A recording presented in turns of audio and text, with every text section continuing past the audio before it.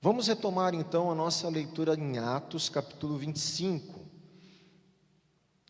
Nós paramos esse capítulo no meio a semana passada. O que eu vou fazer? Eu vou fazer uma leitura do que a gente já estudou, mas sem nenhum comentário, só para a gente recapitular, tudo bem? Uma leitura corrida e a gente vai caminhar depois até o ponto que eu parei a semana passada. Então vamos lá. Com a história aqui você vai lembrar tudo que a gente já estudou. 25:1. 3 dias depois de ter assumido o governo da província, Festo saiu de Cesareia e foi para Jerusalém. E logo os principais sacerdotes e os maiorais dos judeus lhe apresentaram queixa a respeito de Paulo. Contra ele, pediram a Festo o favor de mandar que ele fosse trazido a Jerusalém. É que eles tinham armado uma emboscada para matar Paulo no caminho. Você lembra que isso aí estava acontecendo? Quando o Festo toma o lugar de Félix, né, como governador ali em Cesareia, ele vai lá fazer a diplomacia dele, vai visitar o pessoal em Jerusalém, né, falar, ó, eu sou o novo governador aqui da região, né? E ele vai, e aí os judeus falam, ó, manda Paulo para cá, porque eles queriam emboscar Paulo e matar Paulo. Festo, porém, respondeu que Paulo continuaria preso em Cesareia e que ele mesmo, muito em breve, partiria para lá. E concluiu, aqueles de vocês que estiverem habilitados, me acompanhem. E havendo contra este homem qualquer crime, acusam-no. E não se demorando entre eles mais de 8 dias ou 10 dias, foi para Cesareia. No dia seguinte, assentando-se no tribunal, ordenou que Paulo fosse trazido. Quando Paulo chegou, os judeus que tinham vindo de Jerusalém ficaram em volta dele, fazendo muitas e graves acusações contra ele, as quais, entretanto, não podiam provar. Um monte de acusação sem prova, falsas, né? Elaboradas ali. Então Paulo, defendendo-se, disse, nenhum pecado cometi contra... Eu não cometi pecado contra a lei dos judeus. Quem lembra que eu falei que era a lei dos judeus semana passada?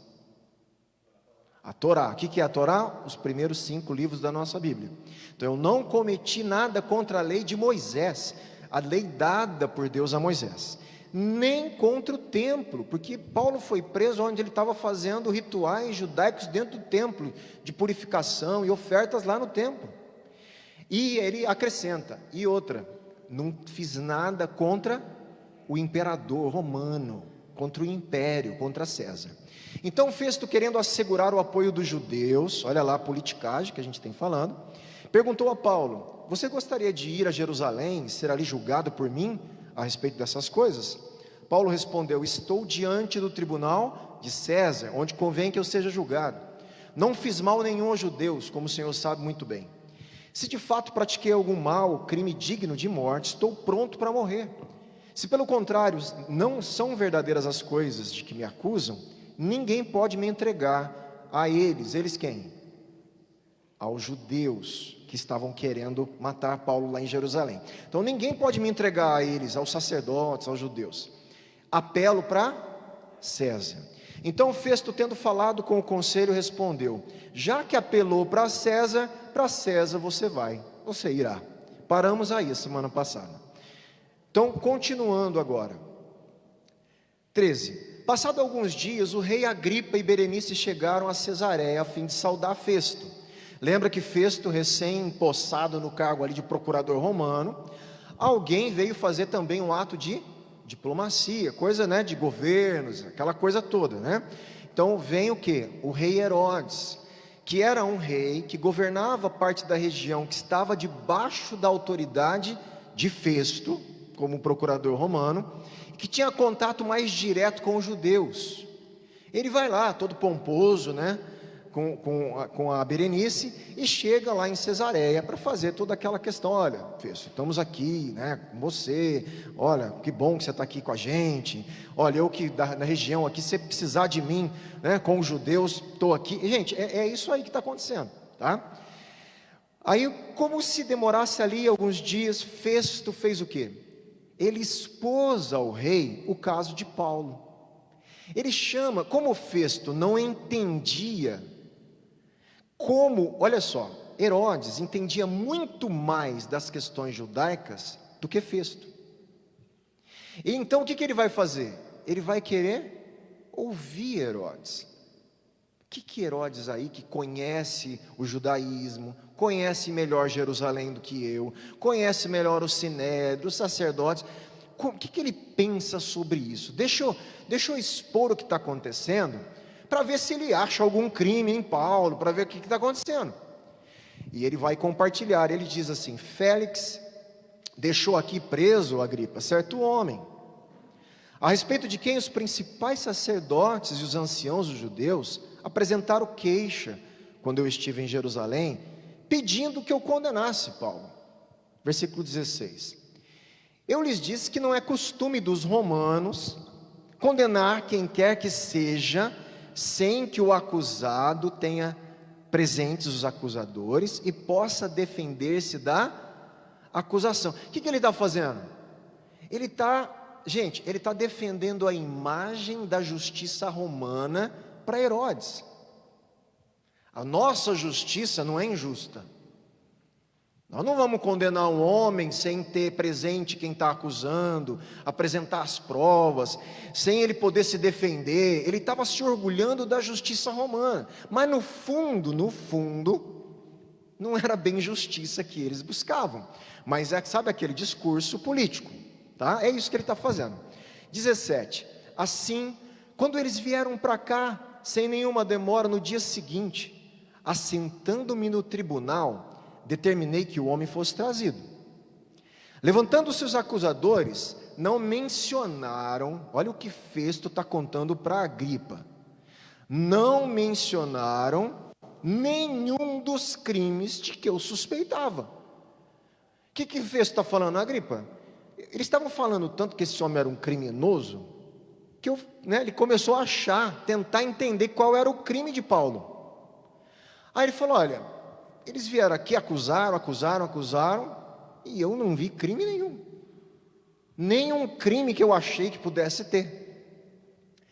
Traziam no 19 contra ele algumas questões, olha o que Festo fala, eles traziam contra Paulo, algumas questões referentes à sua própria religião.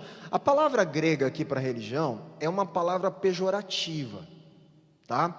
Ela pode ser traduzida também por superstição, não é uma palavra de respeito. Ele está falando assim: traziam contra ele questões referentes às religiãozinhas, superstições deles. Parece assim? Porque a palavra no grego, ela pode ser traduzida como religião, mas é uma religião num sentido até pejorativo, superstição, aquela coisa lá que não tem muito respeito, uma coisa aí do povo, né? Que o império não é uma coisa oficial, não é uma coisa honrada, é da superstição dos judeus lá. É isso que estão acusando Paulo. E particularmente, olha só, presta atenção agora, que agora é bem importante aqui, vou ler no 19. Traziam contra Paulo algumas questões referentes à sua própria religião, e particularmente a certo morto, chamado Jesus, que Paulo afirma estar vivo.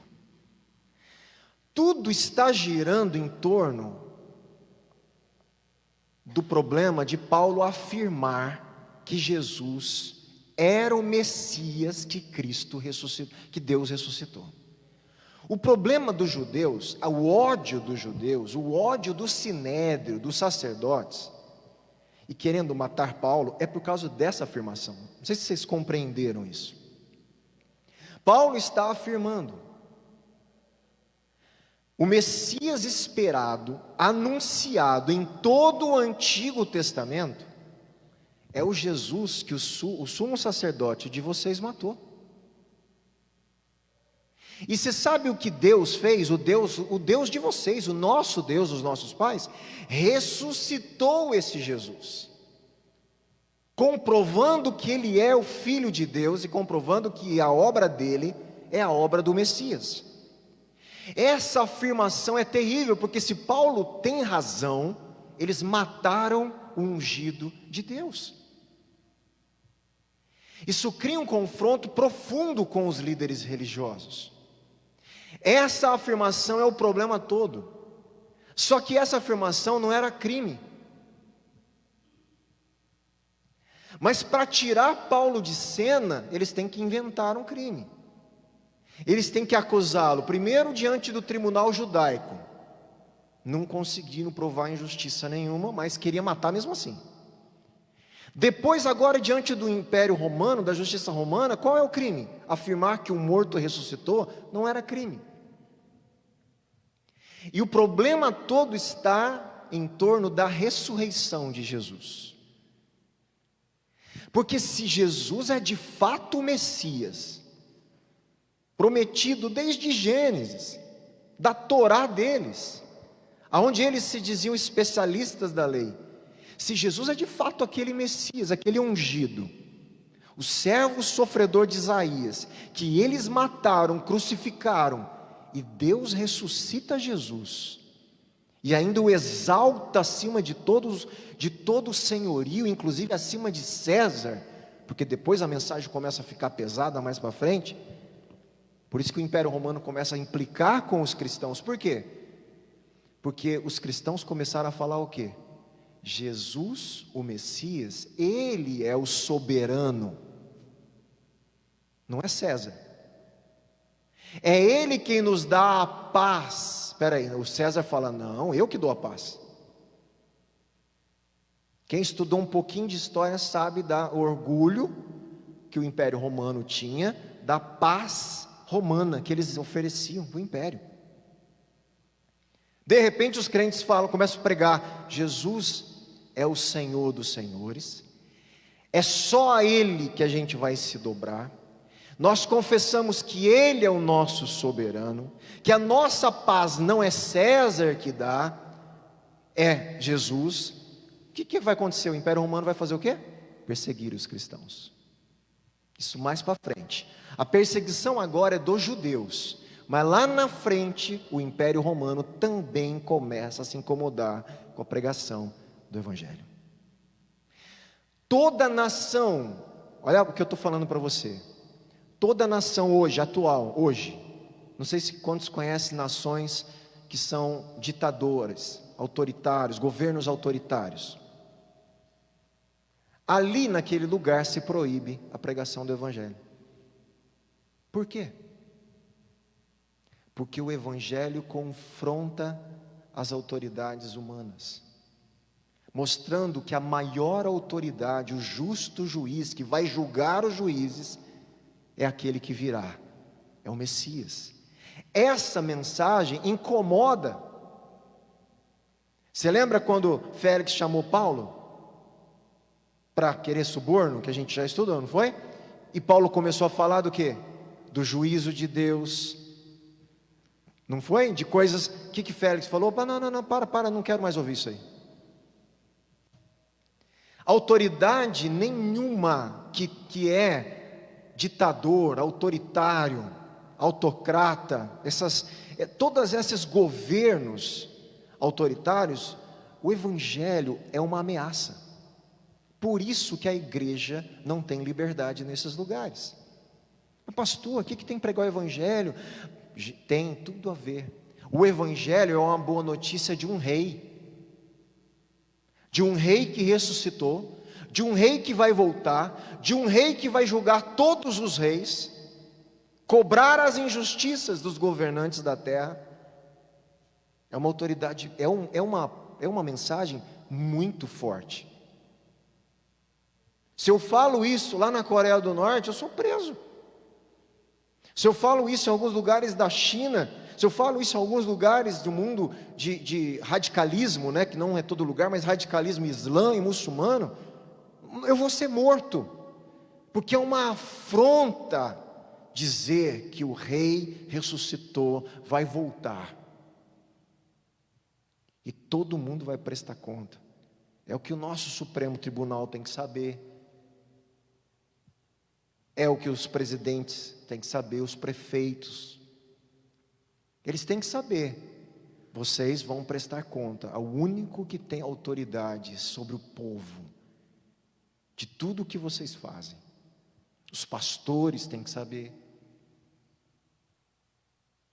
Qualquer tipo de autoridade que, ao invés de servir as pessoas e conduzi-las mais próxima do reino de Deus, as distancia de Deus, as oprime, vai prestar conta com Deus.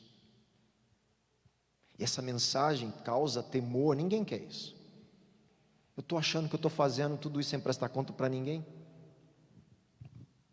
né? Um Supremo Tribunal Federal que decide o que quer sem prestar conta para ninguém, é Deus. Um ser humano que faz tudo o que quer do jeito que quer sem prestar conta para ninguém, se sente Deus. César se sentia Deus, porque ele falava e todo mundo tinha que obedecer, se não obedecesse ia ser morto. Por isso César, os imperadores começaram a depois querer ser cultuados.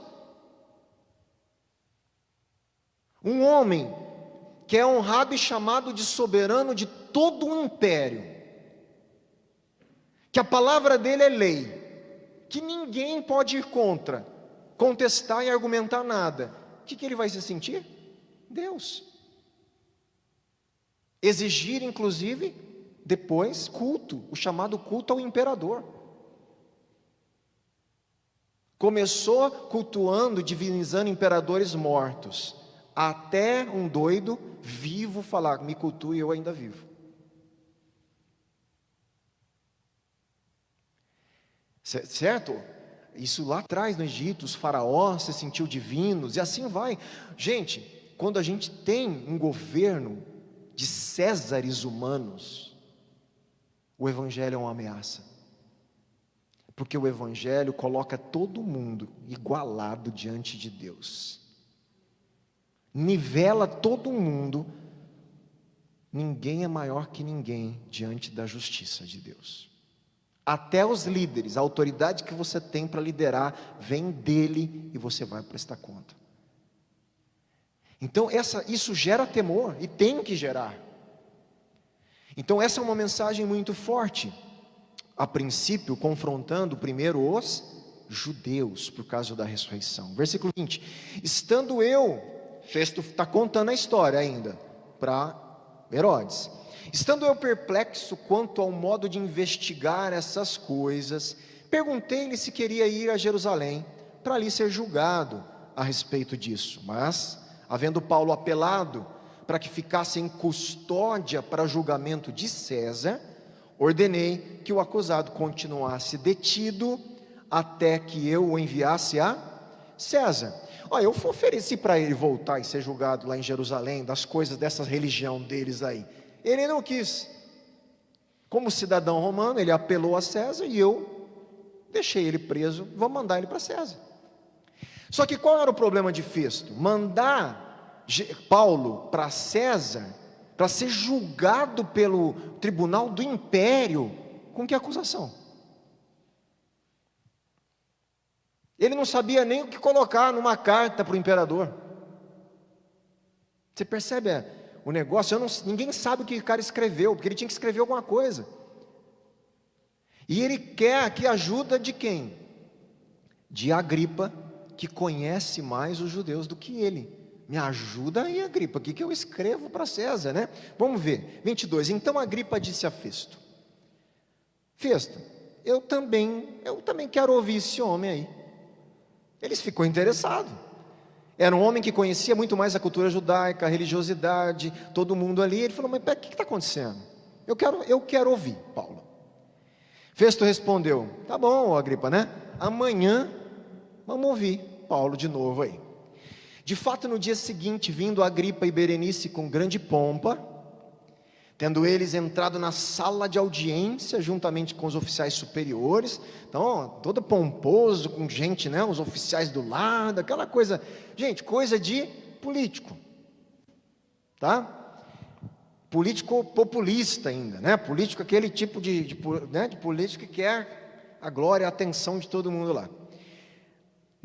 Na sala de audiência, juntamente com os oficiais superiores e homens importantes da cidade, né, Paulo foi trazido por ordem de Festo. Então Festo disse, olha lá, agora de novo numa sala de audiência, Festo, o rei, Berenice, né? Gente importante da cidade, superiores da cidade, uma sala de audiência, um tribunal. E Paulo é chamado. E Festo fala para Agripa, de novo: Rei Agripa, e todos os senhores aqui presentes, vejam esse homem, por causa de quem toda a multidão dos judeus recorreu a mim, tanto em Jerusalém como aqui, clamando que não convinha que ele vivesse mais. Olha só, clamaram a mim que ele não é mais nem digno de viver, que a gente matasse com esse homem aqui. Aí Festo fala o seguinte: porém, eu achei que ele não tinha feito nada que fosse passível de morte. Entretanto, tendo ele apelado para o imperador, resolvi mandá-lo para lá.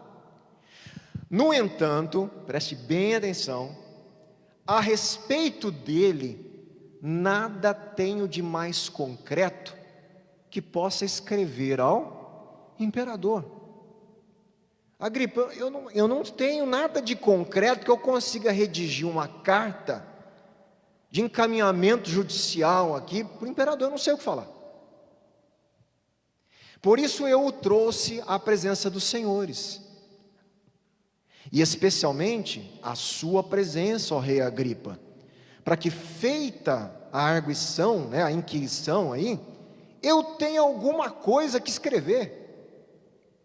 Porque não me parece razoável enviar um preso sem mencionar ao mesmo tempo as acusações que existem contra ele. Tá? É uma leitura aqui histórica, tranquilo, sem muito comentário. A gente vai iniciar hoje o 26, mas antes só, deixa eu ver se tem mais algum detalhe aqui. Tranquilo, vamos passar aqui. 26, vamos iniciar hoje, a semana que vem a gente retoma. A partir do 26, a ideia central aqui, nós vamos ver o seguinte: Deus comissionou Paulo para que convertesse tanto os judeus como os gentios, das trevas para a luz. A fim de continuar a obedecer esse chamado, Paulo transforma agora, preste muita atenção no que eu vou falar, ele vai ter que se defender de novo, mas ele transforma a defesa dele em um apelo evangelístico. Ele aproveita de novo que ele vai ter que falar para pregar. Você lembra, não fique preocupado, quando Jesus falou, não fique preocupado quando vocês estiverem diante das autoridades. Quem lembra desse texto? O Espírito Santo vai colocar na boca de vocês o que vocês têm que falar. É disso que está falando. Tem gente que acha que Jesus está falando que para você pregar você não precisa estudar. Tem gente que interpreta esse texto assim, né? Um maior absurdo, né? O texto está dizendo que quando eu for levado diante de juízes, autoridades por causa do Evangelho, pela causa de Cristo, sendo julgado injustamente, o Espírito Santo vem sobre mim e me ajuda a pregar o Evangelho lá. É isso que o texto está falando. Tem gente que lê fora de contexto, né? Não precisa estudar a Bíblia, viu? É só abrir a boca, o Espírito Santo vai falar por você. Meu irmão, não tem nada a ver. O que mais Paulo fazia, esses homens faziam, era estudar as Escrituras, decorar as Escrituras, para que quando ele estivesse nesses lugares, o Espírito trouxesse aquilo que ele tinha estudado à mente, organizasse a fala, inspirasse aquelas palavras, desse a interpretação correta. Aí sim, o Espírito vai nos ajudar, nos inspirar a falar nesses momentos, né, de dificuldades, como Paulo está enfrentando. Então Paulo aqui está, né, tranquilo aí diante de Deus, sabendo que ele tem que passar. Mas ainda, presta atenção aqui, sem leitura, destaque meu aqui. Paulo se defendeu diante de uma multidão enfurecida, quando foi preso lá no templo, você lembra? Capítulo 22. Ele também se defendeu perante o Sinédrio. O que é o Sinédrio mesmo que eu falo? O Supremo Tribunal Federal de Jerusalém. É o Sinédrio. Aqueles 70 anciãos, sumo sacerdote, que julgavam todas as coisas relacionadas às questões dos judeus. Então, ele também teve que se defender lá. E os governadores romanos, Félix, ele teve que se defender, 24, e agora Festo. O rei Agripa e Berenice agora são agraciados com um mais longo discurso de defesa de Paulo, que é o que nós vamos iniciar hoje, mas semana que vem a gente vai mais fundo nele aí, tá? Eu vou fazer o que eu fiz hoje, eu releio e a gente comenta a semana que vem. Mas vamos iniciar a leitura. Versículo 1. A seguir, Agripa, dirigindo-se a Paulo, disse, né? Todo bambambam, né? Você está autorizado a falar agora, né? Você está autorizado a falar em sua defesa. Então Paulo, estendendo a mão, passou a defender-se nestes termos. Olha lá. Imagine Paulo ficando em pé ali diante de todo mundo, né? Estendendo a mão, quer dizer, é minha vez de falar. E ele começa: tenho-me por feliz, ó rei Agripa, pelo privilégio de hoje, na presença do Senhor, poder produzir a minha defesa de todas as acusações que os judeus fazem contra mim. Parece um tribunal mesmo, não parece? Cara, né? É uma questão aí. Paulo tinha uma oratória invejável, vamos dizer assim, né? Abençoada. Ele era um grande orador. E ele não tem problema nenhum em conseguir lidar com esses momentos. Um cara muito, como eu tenho falado, um poliglota Paulo era, né? Paulo, ele falava, no mínimo, o hebraico, o aramaico, o latim, o grego, provavelmente um pouco do siríaco, por causa da convivência com regiões da Síria, então, lugares que ele convivia com um fluxo de estrangeiros. Paulo era poliglota, com uma educação grega extraordinária também, conhecendo filósofos gregos, dramaturgos gregos. Paulo tem uma baita de uma formação na escritura judaica como fariseu. O farisaísmo na época, a gente vê o fariseu como algo ruim hoje, né? Mas na época era um dos grandes partidos judaicos de maior seriedade com a lei. Paulo era fariseu. Ele sentou aos pés de uns grandes rabinos e mestres chamado Gamaliel, do sinédrio judaico. Paulo tinha uma formação invejável também. Deus usou tudo isso para ele ser o que ele era, escrever as cartas que ele escreveu e chegar até nós, tudo isso que a gente tem hoje em mãos. E ele continua, especialmente porque o Senhor, olha o que ele fala para Agripa, especialmente porque o Senhor é versado em todos os costumes e questões que há entre os judeus. Olha o que Paulo fala. Lembra que eu falei que os Herodes conheciam mais as questões judaicas do que os procuradores romanos? Ô Agripa, eu estou muito feliz de me defender, porque você, né, falando você, mas o Senhor, né, referindo a uma questão de respeito ali, porque o Senhor sabe as questões judaicas, o Senhor conhece as histórias, ele sabia de tudo que tinha falado sobre Jesus, da cultura, da história, da religiosidade judaica, do judaísmo. Ele sabia, Paulo tinha facilidade de falar com ele agora, coisa que era mais difícil com Festo, algumas questões. Então eu falo, eu fico feliz, porque eu vou falar com você, que você conhece as coisas judaicas. Por isso, peço que o Senhor me ouça com paciência, calma, respira, sem pressa. Agripa, você vai me ouvir. Senta aí, né, e me ouça o que eu vou falar para você. Aí ele começa: quanto à minha vida, desde a mocidade, como decorreu desde o princípio entre o meu povo e em Jerusalém, todos os judeus a conhecem. O que Paulo está falando?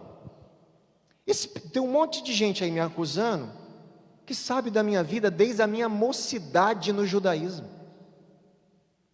A minha vida é um livro aberto para os judeus.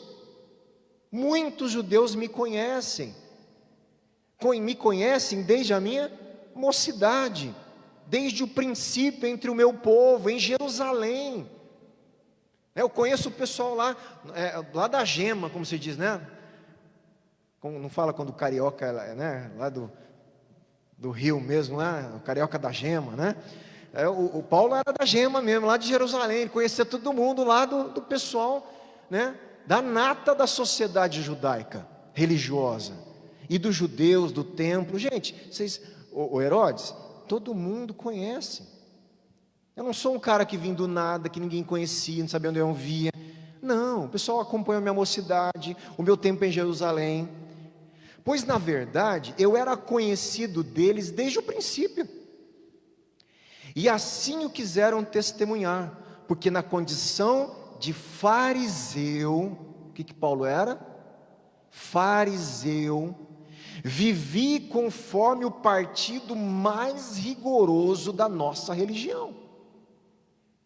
Além de ser judeu, além de ser conhecido em Jerusalém, frequentador do templo, ter estudado aos pés de alguém do Supremo, que é Gamaliel, que ele vai citar, né, depois. E tem mais, eu sou de um partido religioso, um dos mais rigorosos do judaísmo. Eu sou fariseu. A minha formação rabínica, né, formação ali de estudo da linha religiosa é do fariseus. Não é dos saduceus, não é lá do não sei quê, né, dos zelotes, não é não sei quem, dos essênios. Lá tinham vários partidos lá na época. Não, eu sou fariseu. Quando ele fala isso, Herodes, opa, esse cara não era qualquer um. Para ele ser fariseu, ele tinha que cumprir um monte de requisito. Esse cara não está brincando, ele conhece a Escritura muito melhor do que a maioria do povo. Ele está falando, eu sou judeu, conhecido em Jerusalém, desde o meu princípio, sou fariseu, e agora, eu estou sendo julgado. Olha só o que ele fala que ele está sendo julgado, por causa da esperança, da promessa feita por Deus aos nossos pais. Preste atenção aqui, que Paulo agora começa a desembocar no Evangelho. Sabe por que eu estou sendo julgado, rei Agripa? Você lembra das promessas de Deus feitas aos nossos pais? Que pais? Abraão, Isaac, Jacó, Davi, aos profetas, Isaías. Você está lembrado das promessas, da esperança? Se você não sabe, Paulo sabia muito bem do que ele estava falando, Herodes sabia muito bem, e qualquer judeu que lia isso e ouvia, sabia muito bem do que Paulo estava falando. Qual que é a esperança? De um reino messiânico, de um reino de um Salvador, de um Messias, de um ungido, que traria o povo de volta a uma aliança, a um pacto com Deus, que iria abençoar todas as nações da terra, através da sua aliança com os judeus. Sabe a promessa? Olha só, eu estou sendo julgado por causa daquela esperança que Deus fez aos nossos pais, a qual, olha o que Paulo diz, as nossas 12 tribos, gente, em nenhum momento Paulo aqui se afasta do judaísmo. Você consegue perceber isso? Em nenhum momento ele fala assim, das tribos de vocês, dos pais de vocês, do povo de vocês. Não, do nosso povo, das nossas tribos, dos nossos pais. Paulo era judeu, e Jesus é o cumprimento de uma profecia, de profecias de Deus para os judeus, que envolve todas as nações da face da terra. Em ti serão benditas todas as famílias da terra. Para quem Deus falou isso? Para Abraão. E quem é o filho de Abraão? Jesus. Isaac é um tipo só. Isaac não é o filho que essa promessa se cumpre. Ele é o tipo do Cristo que viria, do Filho de Deus, que iria abençoar Israel e todas as famílias da terra, através da sua vida, da sua morte, da sua ressurreição e do reino que virá. Gente, essa é uma mensagem de salvação, essa é uma mensagem de graça, uma mensagem de falar: olha, o Cristo veio, retornou, você pode agora entrar na comunidade de Deus, você pode fazer parte do povo de Deus. Você sabia que no Antigo Testamento, só quem era circuncidado e o povo judeu podia ser povo de Deus? Através de Jesus, ele fala para cada um de nós: você agora é o povo do pacto, você é o meu povo, vocês são agora nação santa, povo eleito, reino de sacerdotes. Vocês, gentios, pela graça, podem usufruir das bênçãos da aliança de Deus. Vocês agora fazem parte do novo Israel de Deus.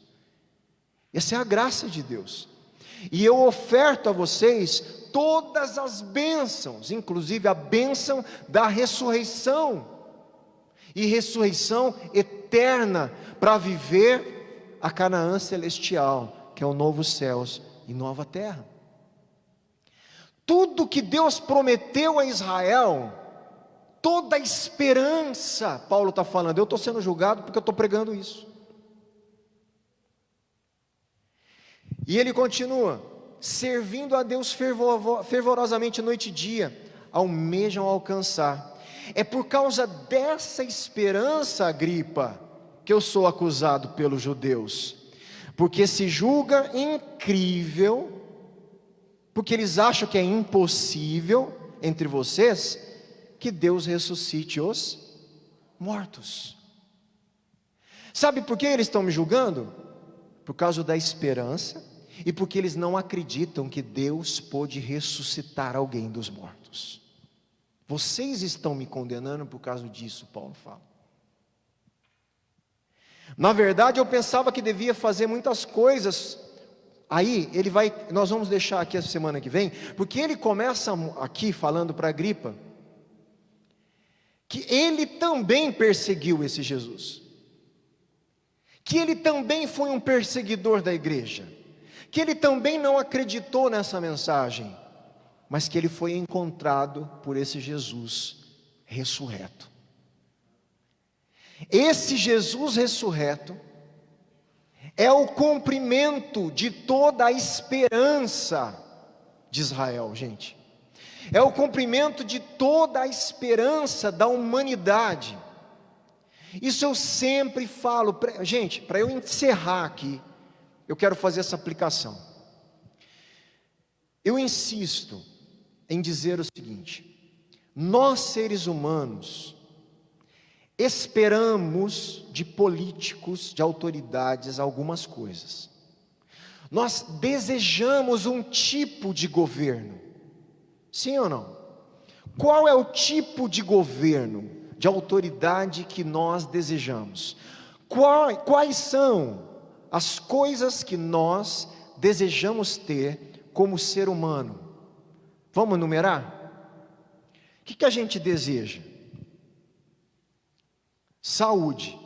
Há uma luta em todas as políticas públicas por saúde, sistema de saúde, acesso à saúde, acesso a eu conseguir, de forma fácil lidar com questões da minha saúde física, emocional.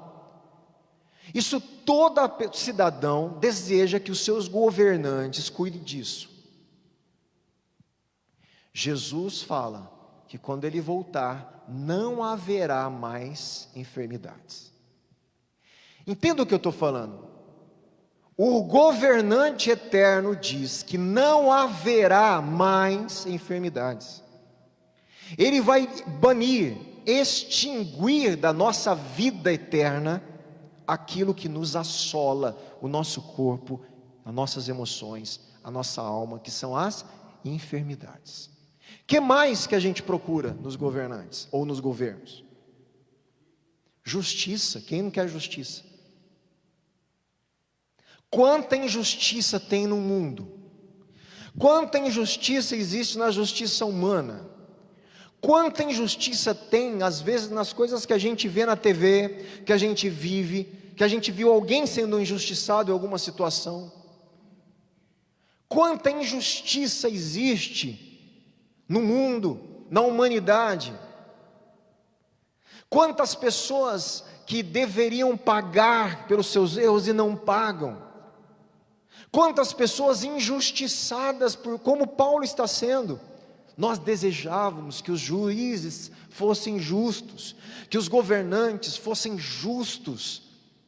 Jesus é o juiz dos juízes, que vai julgar os vivos e os mortos, e que vai trazer justiça eterna. Você está me entendendo o que é o Evangelho? Ele está oferecendo para a gente um reino, uma vida num reino, numa nação, que nós nunca vamos ter aqui, enquanto Ele não voltar. Por isso, falsos messias tomam o lugar de Jesus, oferecendo soluções, como eles pudessem ser o salvador de nações, mas não podem. E a nossa esperança e expectativa não pode estar nessas pessoas, porque o único que vai solucionar de forma pontual, eterna, o problema da saúde, é o Cristo ressurreto. O problema da injustiça é o Cristo ressurreto. Que mais? Que mais que a gente deseja?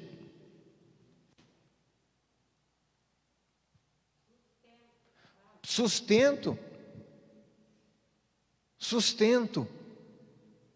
provisão de vida digna de se viver. E não é só trabalho, porque tem um monte de gente no Brasil trabalhando e passando fome.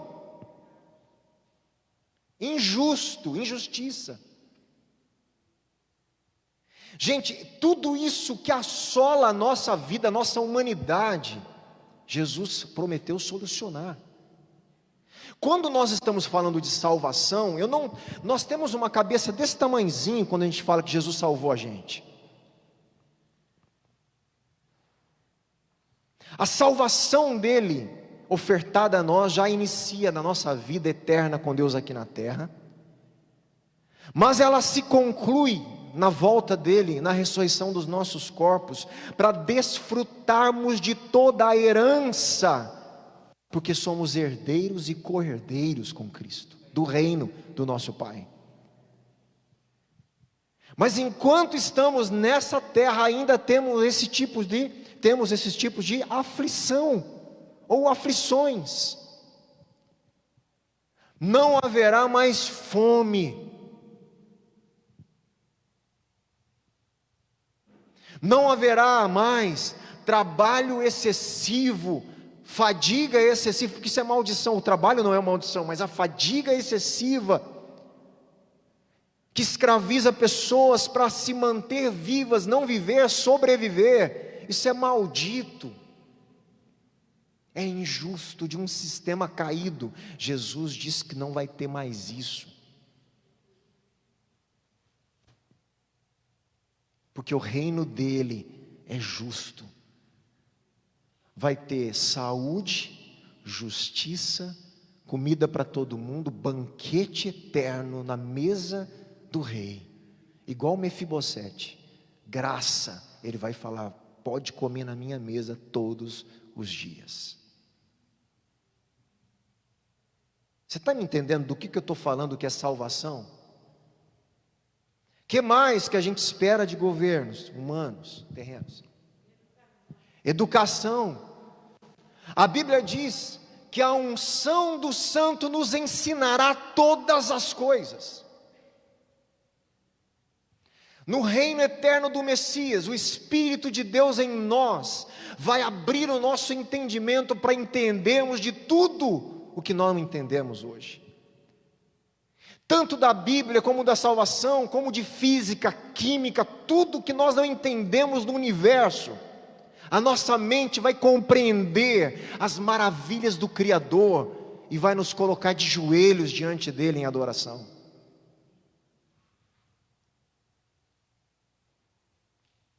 Meu irmão, a salvação de Cristo é abrangente. Jesus não salva o indivíduo, Jesus vai salvar o cosmos, a criação, tudo. A nossa interação com Ele é salva, a nossa interação com a humanidade vai ser salva, a nossa interação com a natureza vai ser salva. É isso que os judeus entendiam quando eles falavam a palavra shalom, que nós cantamos todos os dias aqui nos cultos.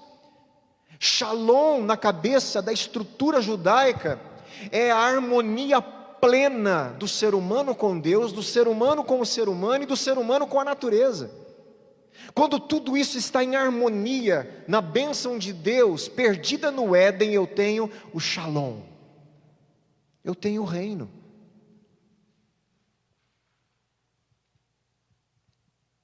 Que mais?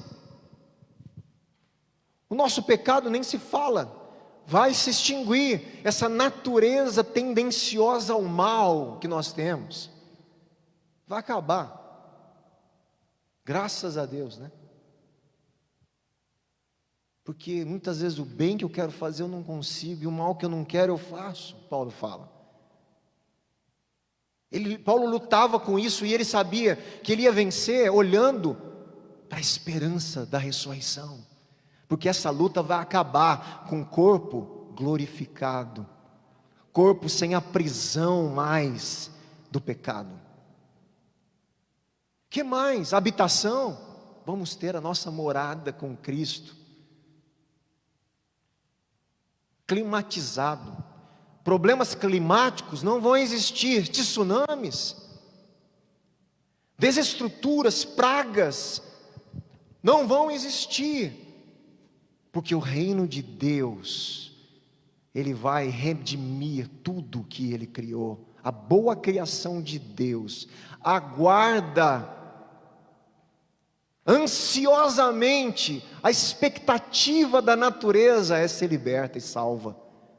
Paulo fala isso em Romanos capítulo 8. A natureza está gemendo, querendo o dia da salvação.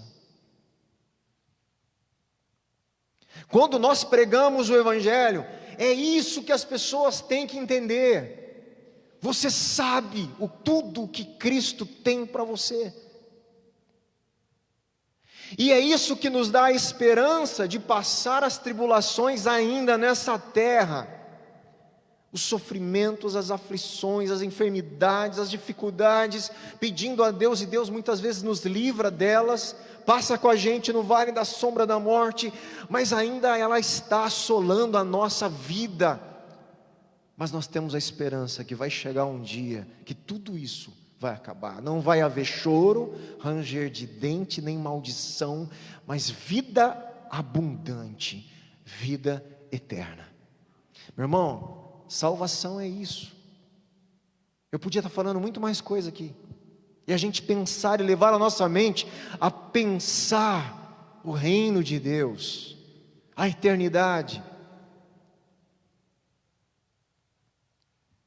Por isso Paulo fala, a nossa esperança, aquilo que foi prometido já veio, e Deus ressuscitou ele. É isso que vocês estão me acusando. E a gente continua essa pregação dele semana que vem. Amém? Vamos orar, depois o pessoal do louvor pode encerrar com shalom aí. Vamos agradecer a Deus.